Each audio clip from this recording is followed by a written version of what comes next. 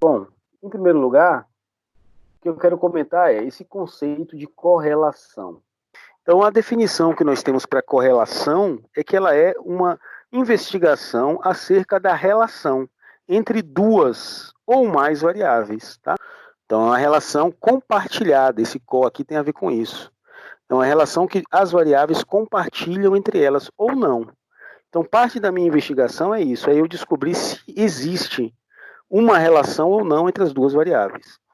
Então, por causa disso, eu já peço para vocês que tragam, né, para o presente momento aquela definição que vocês têm na mente de vocês do que é variável, né? Nós fizemos aí na prova, até a prova desenvolvida na semana passada, né, entrou na prova também essa questão do que é uma variável, como selecionar uma variável, como escolher uma variável, como classificar uma variável. E vocês conseguiram perceber a importância que a variável tem na pesquisa estatística.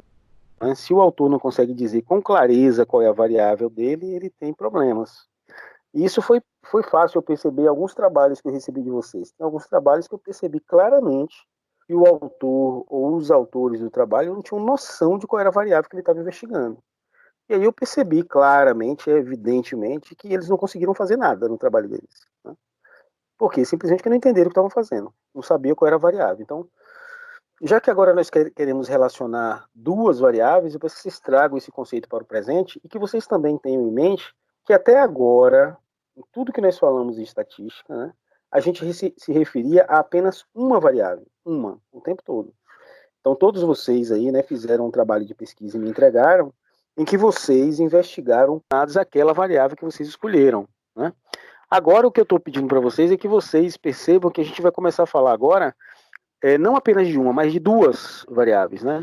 E o nosso primeiro objetivo aqui no ponto 1 aqui, ó, é a gente poder dizer, considerando que eu tenho duas variáveis, primeiro eu vou me perguntar, existe relação entre elas, sim ou não? É a primeira pergunta que o pesquisador precisa fazer. Aí, se ele detectar que existe relação entre as variáveis, o próximo passo é de que forma uma delas influencia na outra. A vantagem disso, né, eu consegui prever o valor de uma variável chamada de dependente com base no valor da outra variável chamada independente. Um exemplo para isso, exemplos na verdade, né? Observe esse primeiro exemplo aqui, ó. Vendas futuras de um produto em função do seu preço. Vocês aí que já têm uma habilidade em identificar variáveis, quais são as variáveis que vocês conseguem identificar nesse primeiro ponto aqui? Quais são as variáveis? A variável é vendas do produto, vendas futuras do produto, e a outra é o preço desse produto. Então, será que existe relação entre o preço e a quantidade de itens que eu vendo? Bom, intuitivamente, nós sabemos que existe, né? Em geral, produtos mais baratos vendem mais do que produtos mais caros. Então, o preço de um produto tem relação com a quantidade de venda que eu terei. Então, assim, então aqui, intuitivamente, pessoal, intuitivamente, daquele sentimento que a gente tem, é de que tem relação. Mas pode ser que eu faça uma pesquisa e perceba que para um certo produto, não importa qual seja o preço dele, a variação da quantidade de venda dele nunca muda, não importa se ele é caro, se ele é barato, pode ser que isso aconteça. Então, o que acontece é isso. Então, eu tenho duas variáveis, e eu vou investigar isso do ponto de vista estatístico, para verificar se existe relação entre essas variáveis, e se ela existir, qual é a força dessa. É uma relação muito forte, uma relação muito fraca, e por aí vai. Qual é a vantagem disso? É que se eu conseguir estabelecer se há uma correlação e depois, se eu conseguir obter uma função matemática que relacione essas duas variáveis, eu vou poder prever o valor de uma em função da outra. Né? Essa é a ideia. Então, por exemplo, nesse primeiro exemplo aí, se eu conseguisse dizer, quando o meu produto custa R$ 10, a minha função aqui que eu construí de regressão me diz que eu consigo vender 100 itens por dia. Mas se o valor do produto aumentar de R$ 10 para R$ 12, eu vou conseguir vender mais os 100 itens por dia. Eu vou vender menos. Vou vender, sei lá, 80 itens. Então, observe que eu consigo prever o que vai acontecer no futuro, né? Com base na informação de preço que eu tenho ela no presente. Então, essa é a ideia. O segundo, duas variáveis. Uma variável é quantos quilos a pessoa perde e a outra variável é o número de semanas em que ela permanece numa certa dieta. Então, tá aí duas variáveis. Pode ser que haja relação entre elas ou não. Intuitivamente, a gente percebe que há relação. Quanto mais tempo a pessoa passar fazendo a dieta, né, mais peso ela tenderá a perder. Então, eu posso aí, com base nessas duas variáveis, fazer previsão. Qual seria a variável dependente e qual seria a variável independente? A variável independente seria o número de semanas da dieta. É a perda de peso que depende de quantas semanas a pessoa permanece em dieta. No primeiro exemplo, quem é dependente e quem é independente? Observe, é a quantidade de venda que depende do preço. Então, a quantidade de vendas que eu terei, digamos em reais, depende do preço do produto. Então, a variável independente seria o preço. A variável dependente é a quantidade de itens que eu vendo. É importante vocês conseguirem fazer essa distinção. Então eu consigo identificar quais são as variáveis. Intuitivamente eu tenho uma noção que elas têm uma correlação. Depois nós vamos testar isso para verificar se existe de fato relação e qual é a força dessa relação. O terceiro exemplo aí, vocês conseguem ver quais variáveis? A despesa que a família tem com saúde e a sua renda. Então, nós acreditamos que quanto maior for a renda de uma família, né, mais ela gasta com saúde. Ela, em geral, tem plano de saúde para a família inteira. A despesa depende da renda. Então, se a despesa depende da renda, a despesa é a variável dependente e a renda é a variável independente. Próximo exemplo, quais seriam as variáveis? Três variáveis. Então, essa é uma situação um pouco mais complexa, né? Em que nós temos mais de duas variáveis que estão, de alguma forma, relacionadas. E vocês conseguem dizer a relação de dependência, quem depende de quem? O consumo é que depende do valor nutritivo e do gasto com propaganda na TV. Então, pessoal, eu nunca posso ter mais de uma dependente, tá? Dependente eu sempre terei apenas uma. Agora, independente eu posso ter várias. Então, nesse caso, o consumo de certos alimentos é a dependente. E o valor nutritivo e gasto com propaganda seriam as independentes. Último exemplo. Então, a nossa variável independente é a nota na prova e o número de horas estudadas é a variável independente. Então, essa é a ideia do que nós vamos fazer. Então, vocês perceberam aí que nós vamos trabalhar com mais de uma variável, no caso duas, né? E nosso objetivo será sempre, primeiro, dizer se existe relação e depois dizer como é que é essa relação, como é que é possível descrevê-la, como é que é possível predizer uma variável em função da outra variável. Então, essa é a ideia. Bom, então, como é que funciona? Vamos para a prática agora. Então, assim, o que eu faço, né? Na prática, o que eu faço para poder resolver esse problema? Primeiro, pessoal, eu preciso obter dados aos pares. Então, pegando esse último exemplo que eu considerei aí, horas de estudo e nota na avaliação, nota na prova, digamos que eu tenha feito essa amostragem aqui. Ó. Agora, observe que eu pego a informação das duas variáveis, né? Por exemplo, o que eu vi? A pessoa que passou 5 horas estudando tirou nota 6 na prova. A pessoa que passou 3 horas estudando tirou nota 4 na prova. Então, eu pego dados aos pares. E não posso misturar essa informação, tá?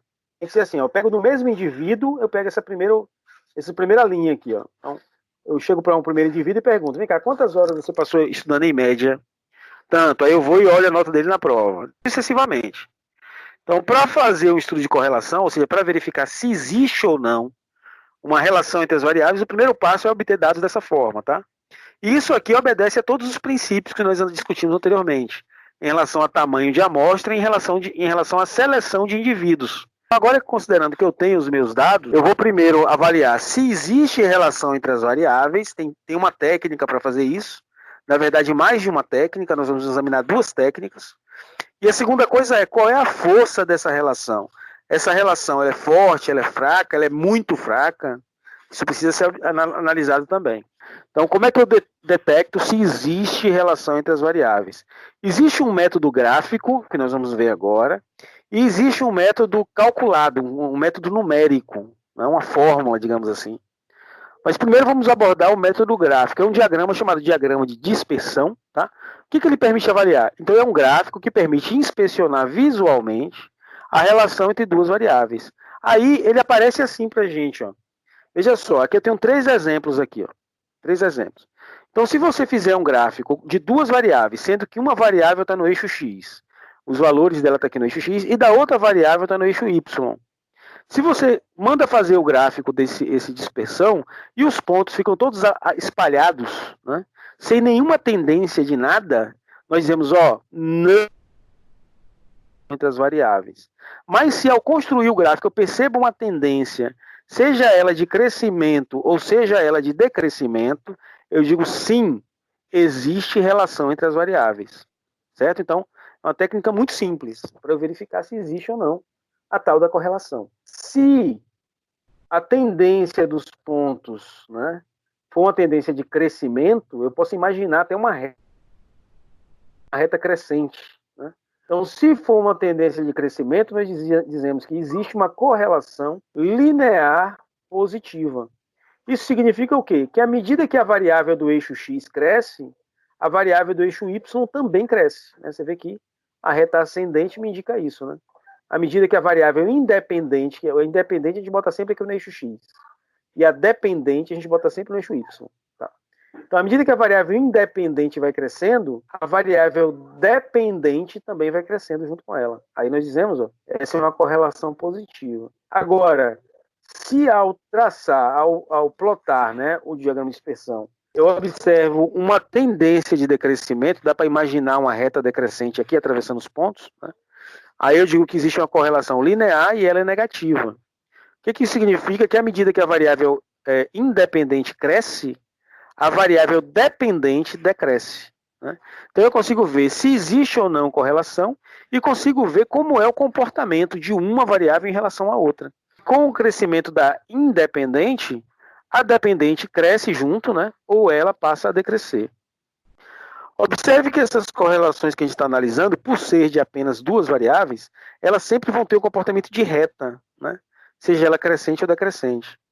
Agora, pode ser que exista, pessoal, outros tipos de correlação que não seja uma correlação linear. Nós chamamos de correlação não linear, porque eu vejo uma tendência nos pontos, tá vendo? Eu vejo aqui, até um certo ponto, à medida que a variável independente cresce, a minha variável independente também estava crescendo.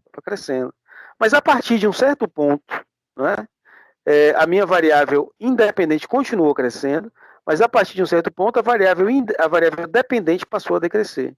Então, aqui existe correlação? Sim, aqui tem correlação. Mas ela não é uma correlação linear, não é uma linha. Eu consigo imaginar aqui uma parábola atravessando esses pontos, né? Aí eu teria que buscar outros tipos de modelo para poder interpretar o comportamento desses gráficos, né? Então, isso eu quero chamar a atenção, que assim, então, a primeira técnica para nós verificarmos se existe ou não correlação é o método gráfico, né? É só traçar o diagrama de dispersão. Então, como é que nós fazemos isso na prática? Então, voltando aqui ao nosso conjunto de pontos, para eu fazer aqui, eu simplesmente construo um gráfico, né? Um gráfico X e Y, um plano cartesiano. No eixo X, pessoal, eu tenho que colocar sempre a minha variável independente, tá? Então é por isso que vocês têm que ter aquela habilidade em, ao olhar para uma situação, como nós treinamos aí agora há pouco, olhar para a situação, você perceber, poxa, essa variável aqui, ela é dependente ou independente? Por quê? Os valores da variável independente, você vai colocar no eixo X. Então, nós concordamos que horas de estudo é a variável independente. Ela vai de quanto? De 2, mínimo 2, até no máximo 12. Aí eu botei aqui, de 2 até 12, né? Botei até 14 aqui, mas era suficiente colocar de 2 a 12. E a nota na prova, ela variou desde o valor 3 até o valor 10, né? Então, eu fui aqui de 2 até 12. Então, eu tenho uma escala suficiente para representar meus pontos. E aquele scatterplot, ou diagrama de dispersão, o que é ele? É simplesmente eu botar os pontinhos, né? Então, veja aqui, a primeira informação que eu obtive do primeiro indivíduo, ele passou 5 horas estudando e tirou nota 6. Aí eu marco o primeiro ponto. Como eu comentei, né? Variável independente no eixo X, variável dependente, também chamada de variável resposta, no eixo Y. Então, vamos lá. Então, primeira linha aqui, Primeira linha, eu vou ter, pontinho aqui, Esse indivíduo aqui, ele estudou durante 5 horas e tirou nota 6. Então, aqui está o 5, né? Bem aqui no meio. Ele tirou nota 6. Então, está bem aqui, o ponto marcado. Esse ponto aqui representa, no espaço bidimensional, né, duas informações. Aqui vem do eixo X e aqui vem do eixo Y. Aí o segundo indivíduo, ele estudou durante 3 horas e tirou nota 4. Então, está ele aqui, estudou durante 3 horas e tirou nota 4. Vai marcar aqui os pontos de forma correta. Depois, esse aqui passou 7 horas e tirou nota 7. Né? Aqui passou 7 horas, tirou nota 7. Depois, o que passou 5 horas, tirou 4. Aqui, 5 horas, tirou nota 4. Tá ele aqui. Depois, o que passou 10 horas estudando, tirou 8. 10, tirou 8. E assim sucessivamente, né? Até eu completar todos os pontos. Certo? Então, tenho aí todos os pontos colocados. Aí, ao olhar para esse gráfico aqui, vocês me diriam que esse gráfico aqui, ele representa uma situação em que existe correlação entre as variáveis ou que não existe correlação entre as variáveis? Existe aqui uma tendência nesses pontos aqui? Ou vocês não conseguem ver tendência nenhuma e ele é completamente aleatório? Vocês conseguem perceber que à medida que os valores do eixo X está crescendo, do eixo Y está tendo uma tendência de crescimento também. Eu consigo, inclusive, imaginar uma reta crescente atravessando esses pontos aqui. Né? Então, olhando para o gráfico, é correto dizer que existe uma tendência, sim, existe uma correlação entre essas variáveis, né? E é uma correlação positiva. Em outras palavras, à medida que a variável independente cresce, a variável resposta também cresce. Como é que eu faço para o Excel fazer esse gráfico para mim? De forma rápida, né? Bom, eu seleciono as colunas que eu quero, né? As duas colunas. Pode pegar as colunas de valores também. De valores não, de títulos, né? E aí você vem aqui, ó, como é que faz? Então, inserir, aí tem aqui gráficos. Tem muitos gráficos aqui. O gráfico que nos interessa é que aparecem uns pontinhos aqui, ó, embaixo. Esse gráfico aqui é o diagrama de dispersão. Se você parar o mouse em cima dele, vai dizer, ó, inserir gráfico de dispersão ou de bolha. Tá? Usa esse tipo de gráfico para mostrar o relacionamento entre conjuntos de valores. Aí blá blá blá fala uma série de coisas. Então é isso que eu quero. Então vou selecionar meus dados aqui e vou clicar nele aqui, ó. Aí tem várias opções. Eu vou marcar aqui, né, que só tem os pontinhos. Pronto. Então, aquele gráfico lá que eu tracei lá, né, na mão, já está pronto aqui. E aí novamente nós conseguimos ver, né, os valores, ó. Ele trouxe os valores de X e botou aqui tudo automático. Agora, para você fazer de forma correta, pessoal, ó, você tem que se lembrar sempre. A variável independente eu tenho que botar na primeira coluna.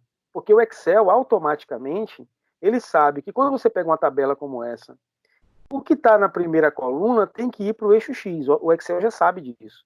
Se você tivesse invertido as colunas aqui, ó, aqui no eixo X, ele colocaria as notas na avaliação. Tá? Então, toda vez que eu fazer um gráfico, eu tenho que ter esse conhecimento, né?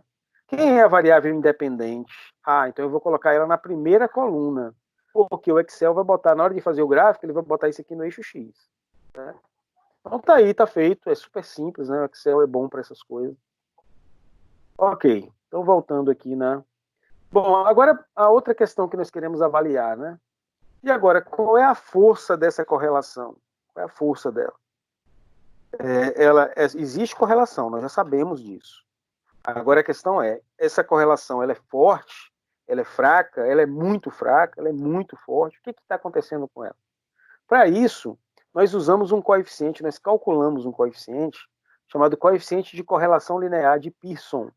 O que ele faz? É a quantificação numérica da correlação entre duas variáveis. Ele é representado pela letra R minúscula. Tá? Bom, ele funciona assim, ó. Como é que é a interpretação? Depois a gente faz o cálculo completinho. Mas primeiro, como é que se interpreta o coeficiente de correlação? A interpretação é a seguinte, veja só. O valor de R. O valor de R ele vai variar de -1 até +1, passando pelo zero. Sempre. Você nunca vai calcular o Rzinho para dar um valor menos que -1 ou acima de +1, nunca, tá? Então, ele vai ficar sempre dentro dessa faixa de valores.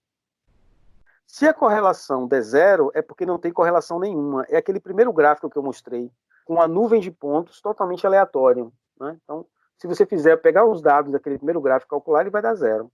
Agora, se ele der +1, que é o máximo valor que ele pode dar, ele tem uma correlação positiva forte. Positiva, porque a reta já está imaginando, né? Ela é crescente. E a correlação, quanto mais perto de 1 estiver, dar 1, exatamente 1, é praticamente impossível, tá? Mas pode dar 0,90, 0,85. Então, quanto mais perto de 1 estiver, mais forte é a correlação. E quanto mais perto de -1 também estiver, mais forte é a correlação. Só que aqui é descendente e aqui é ascendente. Aqui é uma correlação positiva e aqui é uma correlação negativa. Mas ambas são fortes. Então, quanto mais perto de mais um ou mais perto de menos um você estiver, ó, forte é a correlação. E no zero, não há correlação. E os valores intermediários, né, em torno de meio, de 0 a mais 1, que é 0,5 positivo e 0,5 negativo. Aí, de 0,5 para trás, em geral, você tem uma correlação negativa, mas é fraca, né? Dessa parte, de meio para baixo, alguma coisa nessa faixa de valores, já você pode dizer que é uma correlação fraca. Bom, e aí aqui os gráficos, né? Esse gráfico aqui, por exemplo, ele teria uma correlação que daria um valor próximo de 1. Para dar 1, todos esses pontos aqui que são os dados teriam que cair em cima da reta. Se todos eles caíssem exatamente em cima da reta, daria mais 1, mas isso é quase impossível de acontecer. Então você tem pontos que você consegue ver claramente que há uma reta atravessando esses pontos no sentido crescente. Quanto mais perto os pontos estiverem da reta, mais forte é a correlação, mais próximo de 1 você estará. Da mesma forma que mais perto de menos 1 você estará. Quanto mais perto os pontos, se os pontos estiverem mais espalhados, né, aí ele fica um valor tipo menos 0,8, menos 0,7. Mas quando os pontos se concentram bem em torno da reta, ele fica mais perto de menos 1. Aqui, como eu falei, aqui também há uma correlação, só que não é linear, é uma correlação não linear. E aqui, ó, eu teria uma correlação que seria próximo de 0. Os pontos formando uma nuvem totalmente aleatória.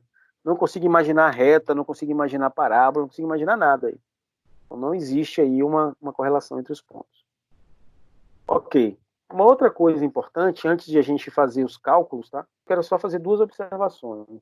A primeira observação é essa aqui, ó. Lendo aqui, né? Observação 1. Não verificar a correlação linear não significa que não se identifique outro tipo de correlação, por exemplo, exponencial. É o que eu comentei nesse gráfico aqui, ó. Uma segunda observação, que é bem importante essa observação, bem importante, essa aqui, ó. Qualquer que seja a correlação verificada, correlação não significa causalidade. Ou seja, o fato de 2 variáveis estarem correlacionadas não significa que uma seja a causa da outra. Uma seja a causa da outra. Certo? O que eu quero dizer com isso? Pegando aquele exemplo lá que nós vimos, por exemplo, a nota da prova, né? Número de horas estudadas e a nota na prova. Aí, quando nós fazemos uma análise de correlação e nós verificamos que tem uma correlação forte entre essas 2 variáveis, nós ficamos tentados a dizer que a pessoa tirou a nota alta na prova por causa do fato dele ter estudado mais, ter passado mais horas estudando.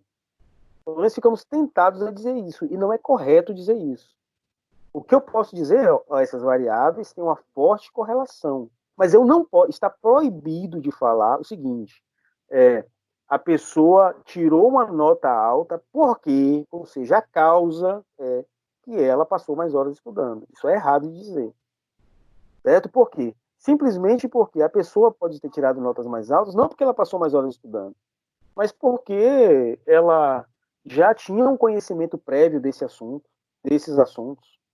Então, embora ela tenha passado mais horas estudando, porque ela gosta dessa temática, ela estuda bastante e tudo mais, é um hábito da pessoa, mas isso não significa que ela tirou nota alta por causa disso. Agora sim, vamos ver como é que calcula o coeficiente de Pearson. Funciona assim, ó. Bom, parece difícil, eu tenho uma fórmula enorme aqui do lado, né? Mas na verdade não é difícil. Eu vou mostrar para vocês por quê, que é muito tranquilo calcular isso aqui. Bom, para calcular o coeficiente de correlação, eu preciso de uma tabela como essa, certo?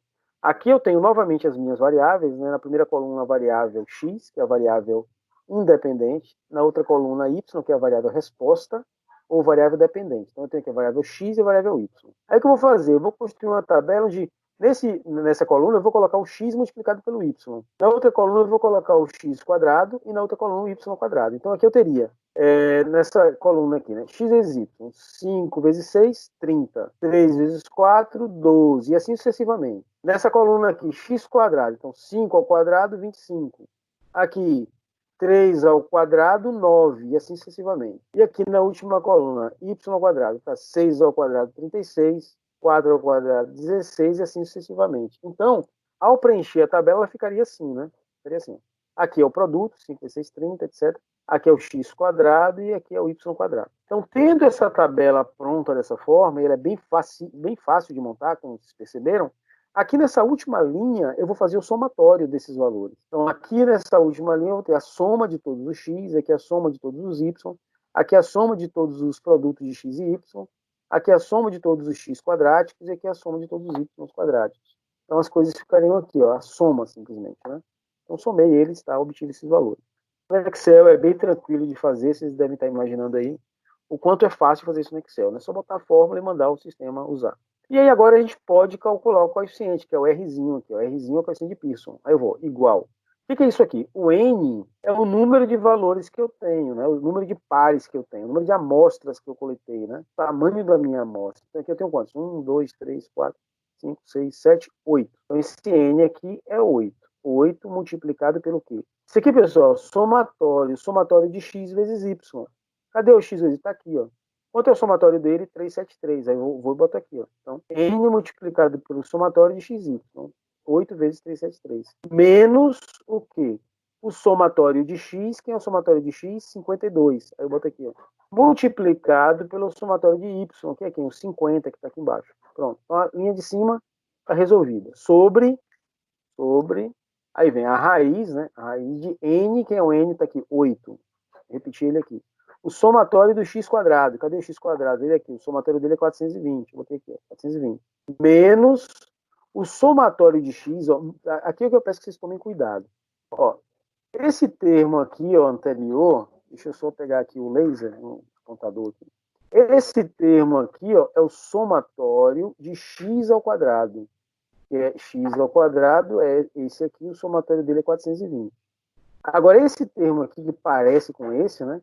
É o somatório de x elevado ao quadrado. Quem é o somatório de x? O somatório de x é 52.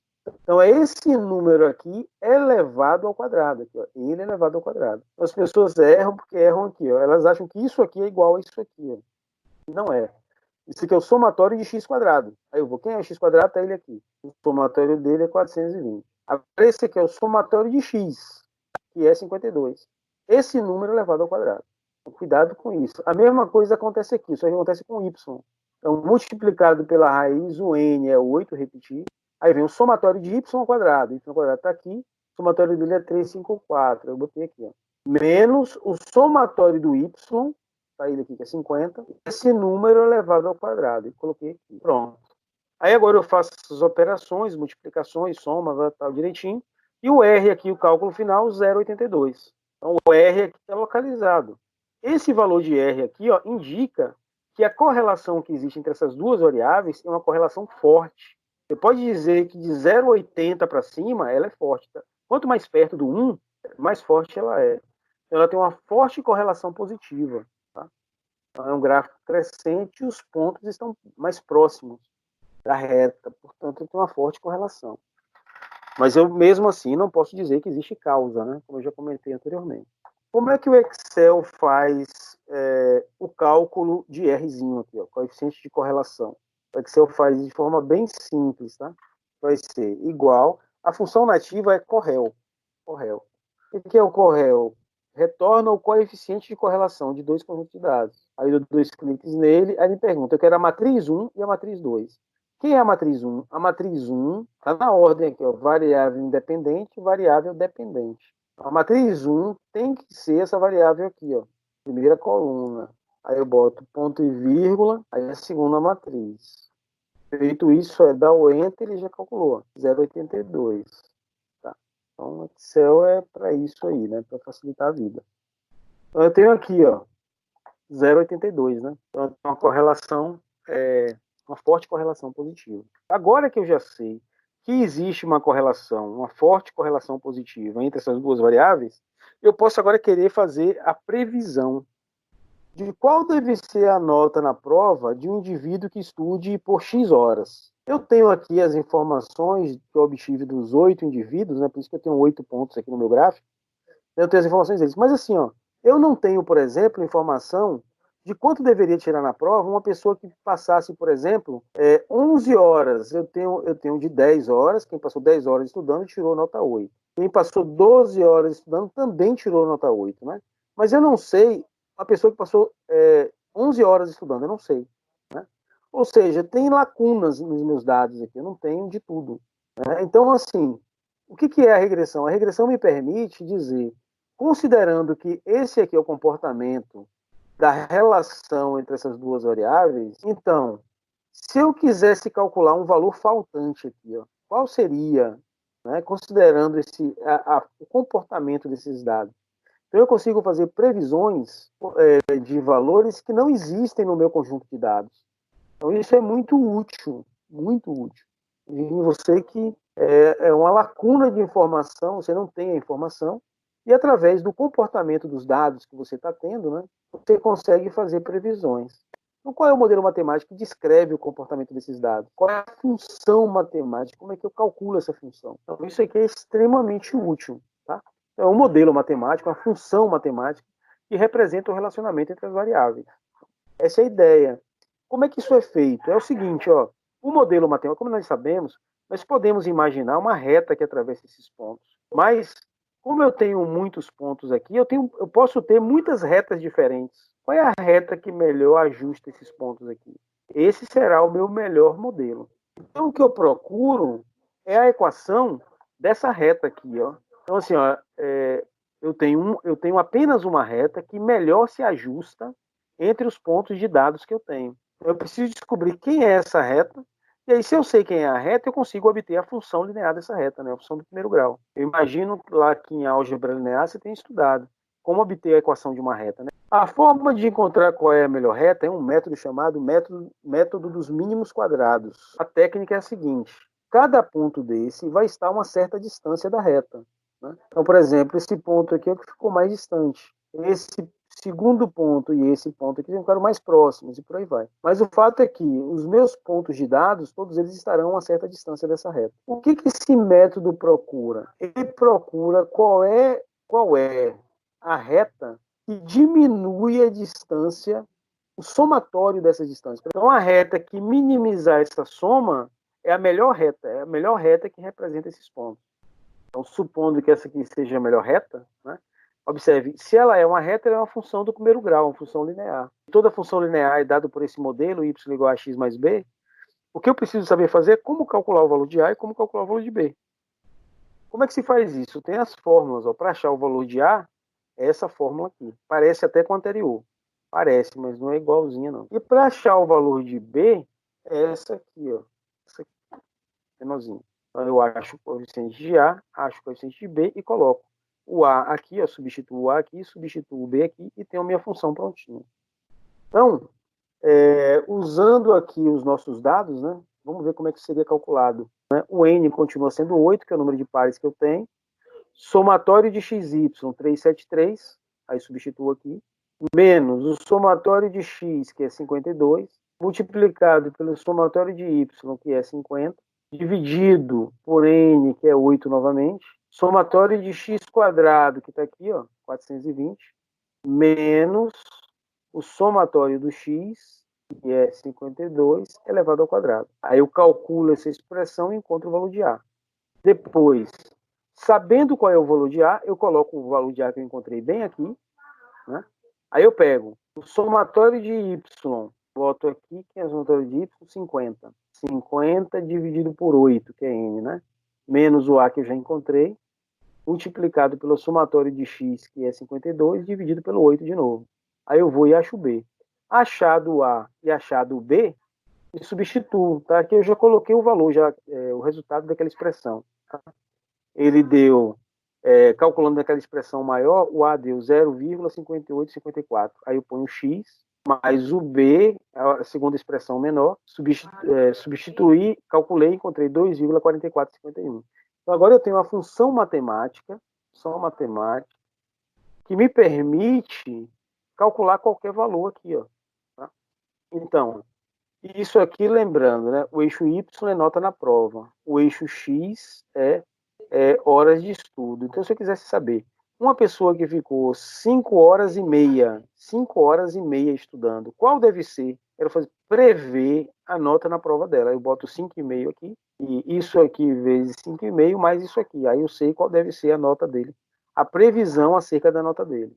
Né? E por aí vai. Aí eu consigo obter e preencher, né, toda a informação faltante em relação a esses dados que eu tenho aqui. Só vale a pena você usar a técnica de regressão se a correlação disser que vale a pena, né? Ou seja, ela tem que dizer que ela existe uma correlação forte. Um outro índice, ou melhor, um outro coeficiente chamado coeficiente de determinação.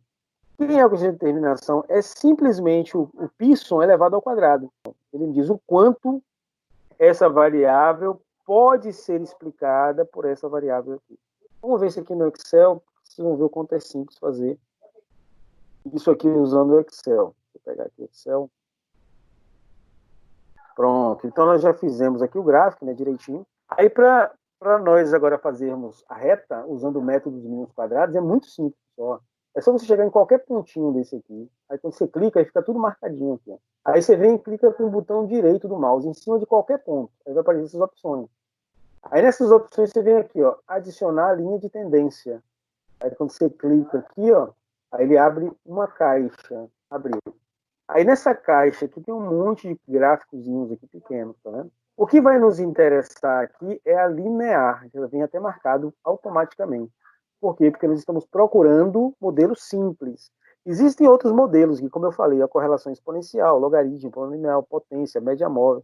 Existem outras, tá? Mas eu, no momento, não nos interessa. Depois vocês vão fuçar, vão brincar com isso aí, e vocês vão perceber que alguns outros modelos dão um resultado ainda melhor, mas não é o caso agora. Então, assim, eu vou utilizar, estou utilizando a regressão linear, por isso que eu vou deixar marcado aqui, tá? E aí eu vou dizer também o seguinte, aí ele já vai, o que o algoritmo do Excel está fazendo? Ele está fazendo 1 zilhão de cálculos aqui, utilizando o método dos mínimos quadrados, e encontrou que essa reta aqui é a reta que minimiza as distâncias, os desvios quadráticos aqui, como eu comentei, ó, fazendo um cálculo semelhante ao cálculo da variância. Ele imagina assim, ó, é como se essa reta aqui representasse uma média. E esses pontos aqui são os desvios em torno da média. Aí ele calcula uma variância em torno dessa média aqui. Aí eu desço um pouquinho aqui, ó, desço um pouquinho. Aí eu peço assim para ele, coloca aqui, ó, exibir a equação no gráfico. Eu vou marcar isso aqui, ó. E aqui também, ó, exibir o valor r quadrado no gráfico. Vou marcar isso aqui também. Pronto. Aí já vou fechar essa caixinha, ele já trouxe tudo que eu queria aqui. Olha só, o Excel faz isso que parece brincadeira. Então eu tenho aqui ó, os meus pontos de dados, né, os meus pares, meus 8 pontos de dados. Eu tenho a minha reta de regressão, que é o meu modelo. Né? Esse modelo é essa equação aqui, ó, essa equação. Né? Esse modelo é dado por essa equação. Então, a minha variável resposta, que é a nota na prova, ela será 0,5054 do número de horas de estudo mais um valor aqui, né? Somado aqui. E o R quadrado deu 0,6770. Como eu falei, o R quadrado é esse Rzinho que a gente tinha calculado aqui, ó. É esse Rzinho aqui elevado. Vamos ver se é isso mesmo, né? Daqui, igual ao Rzinho elevado, vou botar aqui um circunflexo, né? Ao quadrado. Quanto dá isso? 0,6770, que é exatamente isso aqui, ó. Então, esse R quadrado é o π elevado ao quadrado. O que isso aqui está dizendo? Se eu colocar isso aqui em porcentagem, deu 68%. O que isso aqui está me dizendo? Que essa variável aqui é explicada, né? 68% da variação dela está relacionada a essa variável. Então, essa variável resposta depende 68% dessa variável. Então, existem outras variáveis? Existem. Aí, qual é o trabalho do pesquisador? Aí eu vou procurar quais são as outras variáveis. Eu sei que essa variável é importante, número de horas de estudo. Eu estou vendo, porque tem uma forte correlação. Eu estou vendo. Mas não é só ela. Tem outras coisas, porque, embora ela seja importante, ela só representa 67% da variação dessa variável. Mas quais são as outras? Aí eu vou procurar. Aí o que vai estar acontecendo comigo? Eu estou saindo de um modelo de regressão com apenas duas variáveis, né? Então aqui é a minha variável resposta. Aí eu vou procurar quais são as outras variáveis independentes que são importantes. Eu vou acrescentando colunas de valores aqui aos meus dados. Tá? Aí meu modelo vai melhorando, eu vou percebendo isso no R quadrado. Até eu chego a um modelo que me dê 80% ou 90%. Oh, esse modelo é muito bom. Então eu vou agora publicar esse modelo numa revista científica conceituada e as pessoas vão curtir o meu trabalho. Essa é a ideia básica. Bom, essa aqui é a tarefa que vocês vão fazer, tá? Você vai escolher duas variáveis, me explicar quais são essas variáveis direitinho e tal. Depois construir o seu diagrama de dispersão, explicar o que o gráfico está dizendo, calcular a coeficiente de Pearson, explicar o que o número está dizendo, e obter a equação de regressão e o coeficiente de determinação e explicar o que esses números significam. Né?